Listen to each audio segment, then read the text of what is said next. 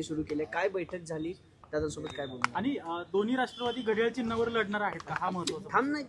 एक आपण समजून घ्या, जसं आम्ही कालही सांगितलं त्याच्या आधी सांगितलं की काही जिल्हा परिषदा ज्या आहेत तिथं असणाऱ्या जिल्ह्याच्या प्रमुख दोन्ही पक्षातले यांना आपण तिथं विश्वासात घेणार आहोत आणि मग त्या जिल्ह्यात कसं आपण लढायचं, त्या जिल्ह्यातला ठराविक तालुक्यामध्ये कसं लढायचं हे तिथं असणारे पदाधिकारी ठरवणार होते.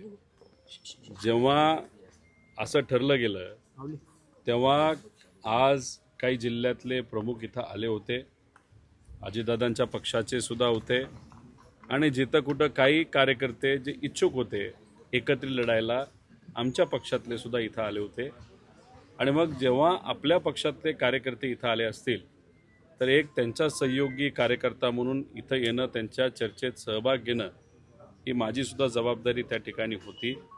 त्यामुळे काही ठराविक तालुक्यामध्ये कार्यकर्ते म्हणतात एकत्रित लढायचं आणि मग त्या तालुक्याची बैठक इथं असल्यामुळे त्या तालुक्यांच्या कार्यकर्त्यांबरोबर मी सुद्धा त्या बैठकीत होतो. त्यामुळे काही तालुक्यांमध्ये आम्ही एकत्रित लढणार आहोत कारण का तिथल्या उमेदवारांची इच्छा आहे, कार्यकर्त्यांची इच्छा आहे आणि काही तालुक्यांमध्ये आम्ही वेगवेगळं सुद्धा त्या ठिकाणी लढू शकतो.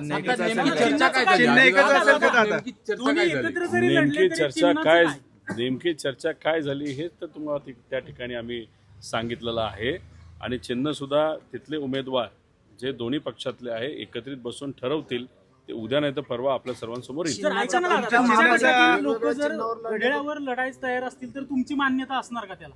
विषय आज त्या बाबतीतली चर्चा नव्हती. एक कोण इच्छुक आहे, कोण ताकदवान आहे, कोण निवडून येऊ शकतं या बाबतीतली चर्चा आज त्या ठिकाणी होती. चिन्हाच्या बाबतीत अजून 2-3 दिवस आहेत, त्यामुळे पुढच्या म्हणजे उद्या संध्याकाळपर्यंत तो निर्णय त्या ठिकाणी. काही लोक बोलण्याचा प्रयत्न तिथं करत होते तेव्हा दादांचं आणि आमचं सगळ्यांचं मत होतं आधी उमेदवारांची चर्चा आहे, उमेदवारांशी आपण एकदा चर्चा करू आणि मग चिन्हाबाबत आपण नंतर बोलू. त्यांच्या संपर्कात आणखीन जिल्हा परिषदेचे काही कार्यकर्ते सदस्य आहेत असं म्हणाले आहेत. जसा पटका महानगरपालिकेला बसला असा येणाऱ्या निवडणुकीला पण बसू शकतो, त्याची काही खबरदारी घेतली आहे का? कशाच्या बाबतीत? पक्षातले तुमचे नेते चिन्हाच्या बाबतीत दोन चिन्ह महापालिकेत जे होते ना दादा, कन्फ्युजन झालं. एक तुम्ही समजून घ्या की महानगरपालिकेमध्ये निर्णय घेत असताना एकतर चर्चा होत असताना थोडासा उशीर त्याच्यामध्ये झाला.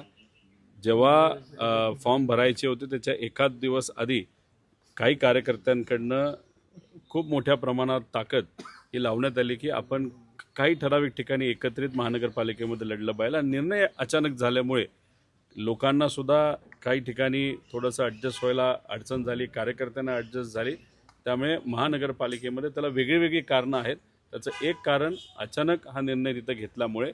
पण आता जिल्हा परिषद आणि पंचायत समितीमध्ये वेळ कमी असला तरी बऱ्यापैकी कार्यकर्त्यांची मानसिकता ज्यांची कोणाची झालेली एकत्रित लढायची तशी त्या ठिकाणी मानसिकता जिथं झाली आहे तिथं मात्र त्या ठिकाणी आम्ही एकत्रित लढू.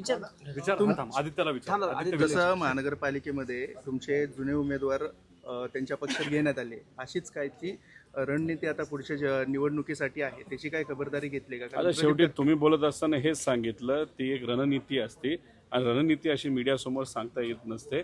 2 दिवसानंतर काही गोष्टी आपल्याला कळतात.